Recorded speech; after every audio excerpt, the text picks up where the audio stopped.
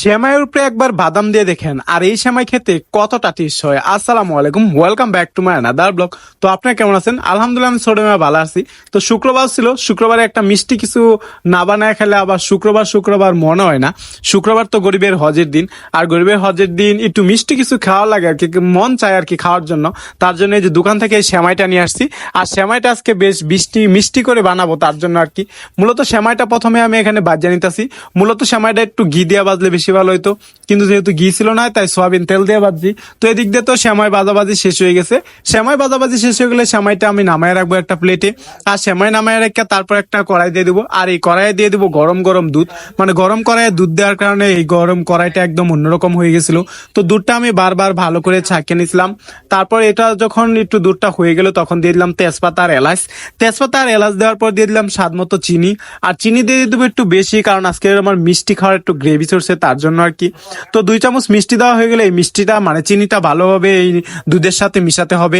আর এদিক দিয়ে দুধের সাথে চিনিটা মিশানো হয়ে গেলে এখন তো সেমাই দেওয়ার পালা। তো সেমাইগুলো আমি নিয়ে নিবো আর এই দুধের মধ্যে এই সেমাইগুলো দিয়ে দিব।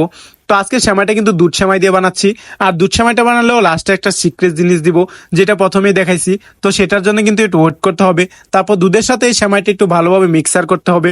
যেহেতু আমার সোয়াবিন তেল দিয়ে এই দুধের সেমাইটা ভাজা ছিল, যার কারণে একদম মশমশা হয়েছিল সেমাইটা। তো এদিক দিয়ে ভাজাভাজি করার সময় তো সেই সুন্দর বলক এসে গেছিল, আর বলকার সাথে দেখতে এটা অমায়িক মানে অনেক সুন্দর দেখা যাচ্ছিল।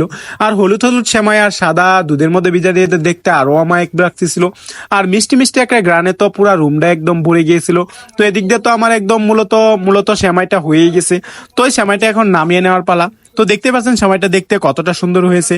আমি আর একটু কষা কষা নিতে নিয়েছিলাম, কারণ এই সেমাই কাটটা কাটটা খেতে আমার কাছে বেশি ভালো লাগে তার জন্য আর কি। তো এদিক দিয়ে সেমাই আমার খুব ফুল লোক উঠে গেছে, আর এদিক দিয়ে আমি এখন সেমাই মূলত নামায় নিমু। সেমাই খেতে কিন্তু খুব বেশি ভালো লাগে, যার কারণে বেসিক্যালি খুব বেশি বেশি সেমাই বানানো হয় আর কি।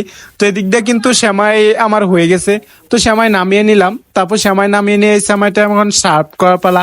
প্রথমে একটা বাটির মধ্যে ডাইলা নিছি, যদিও এটা দেখতে একটু মানে পানি পানি ছিল, কিন্তু এটা বেশি পরিমাণ পানি ছিল না, কারণ আমি সেমাই সবসময় শুকনা শুকনাই খাই।